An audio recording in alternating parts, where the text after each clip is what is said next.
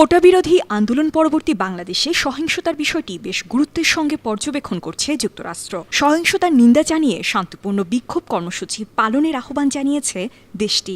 স্থানীয় সময় মঙ্গলবার ওয়াশিংটনে মার্কিন পররাষ্ট্র দপ্তরের নিয়মিত প্রেস ব্রিফিংয়ে এসব কথা বলেন সংস্থাটির মুখপাত্র ম্যাথিউ মিলার। প্রেস ব্রিফিংয়ে যুক্তরাষ্ট্র প্রবাসী মোহাম্মদ সাবের ওরফে সাবিরুল হক তালুকদার ওরফে জ্যাকব মিল্টন বেশ কয়েকটি প্রশ্ন করেন। তার প্রশ্নগুলো হচ্ছে,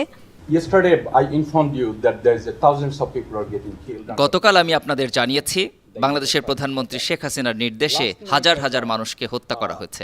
গতরাতে জানতে পারলাম জাতিসংঘের লোগো সম্বলিত ট্যাঙ্ক ও গাড়ি ব্যবহার করা হচ্ছে এবং তারা জাতিসংঘের লোগো বহনকারী গাড়ি থেকে গুলি চালিয়ে নিরীহ ছাত্রদের হত্যা করছে। এছাড়াও হেলিকপ্টার থেকে গুলি করে নিরীহ নাগরিকদেরও হত্যা করা হয়েছে।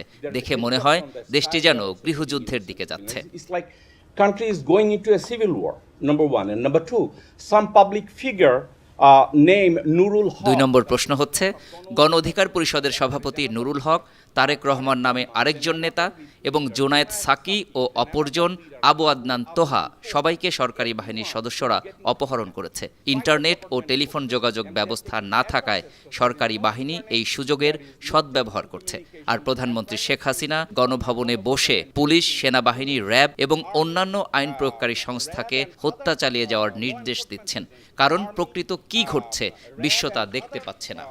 আমি জানি ইন্টারনেট না থাকার কারণে ইউরোপ স্যাটেলাইট এবং আমেরিকান স্যাটেলাইট ছবি তুলতে Europe satellite and American satellite cannot take the picture because there is no internet. And I have third question, if you allow me. Do you think America, other than showing concern and expect something, do you think that country is on the right direction? Patuakhali সদর উপজেলার ইটবাড়িয়া ইউনিয়নের বাসিন্দা Jacob মিল্টনের প্রশ্নের জবাবে Matthew Miller বলেন,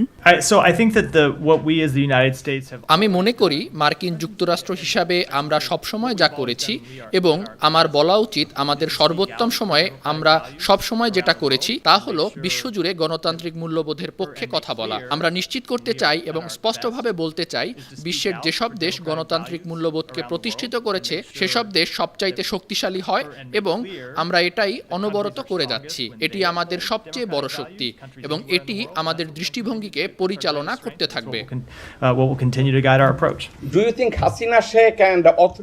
এ সময় Jacob Milton জানতে চান যুক্তরাষ্ট্র ও ইউরোপীয় সরকার যা করতে বলছে শেখ হাসিনা তা শুনছেন বলে ডিপার্টমেন্ট অফ স্টেটের মুখপাত্র মনে করেন কিনা। জবাবে ডিপার্টমেন্ট অফ স্টেটের মুখপাত্র ম্যাথিউ মিলার বলেন, So we will continue to make our priorities clear. আমরা আমাদের অগ্রাধিকারগুলো স্পষ্ট করতে থাকব। আমরা আমাদের মূল্যবোধ স্পষ্ট করার কাজ চালিয়ে যাব। স্বাধীন সার্বভৌম দেশগুলো তাদের নিজস্ব সিদ্ধান্ত নিয়ে থাকে। আমরা যা করতে পারি তা হলো মৌলিক স্বাধীনতার প্রশ্নগুলো, গণতান্ত্রিক মূল্যবোধের প্রশ্ন, মানবাধিকার প্রশ্নগুলোর কাছে যাওয়ার সঠিক উপায় বের করার জন্য দেশগুলোকে চাপ দেয়া এবং সেই পথে যাওয়ার আহ্বান জানিয়ে তাদের উপর প্রভাব ফেলতে পারি বলে আমরা বিশ্বাস করি। আর এটাই আমরা চালিয়ে যাব। And that's what we'll continue to do. এর জবাবে জ্যাকব মিল্টন আরেকটি প্রশ্ন করেন। তার প্রশ্নটি ছিল, Would you like to make a comment that they're using আপনি কি একটি মন্তব্য করতে চান যে তারা সামরিক যান, হুমভিজ এবং ট্যাঙ্কে জাতিসংঘের লোগো ব্যবহার করছে এবং তারা সেই গাড়ি থেকে বেসামরিক লোকদের উপর গুলি চালাচ্ছে এবং হাজার হাজার মানুষ নিহত হচ্ছে? কেন তারা জাতিসংঘের লোগো ব্যবহার করছে? জবাবে ম্যাথিউ মিলার বলেন, আমি ওই সুনির্দিষ্ট রিপোর্ট সম্পর্কে জানি না। আমি মনে করি জাতিসংঘের কাছে এই বিষয়টি আপনার উত্থাপন করা উচিত। তবে আমি বলবো, আমি যেমন স্পষ্ট বলেছি, শান্তিপূর্ণ প্রতিবাদের বিরুদ্ধে যে কোনো সহিংসতার আমরা নিন্দা করি।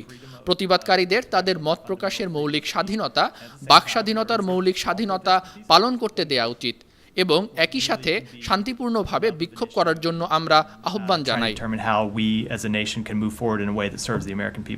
আন্তর্জাতিক ডেস্ক, 52 টিভি।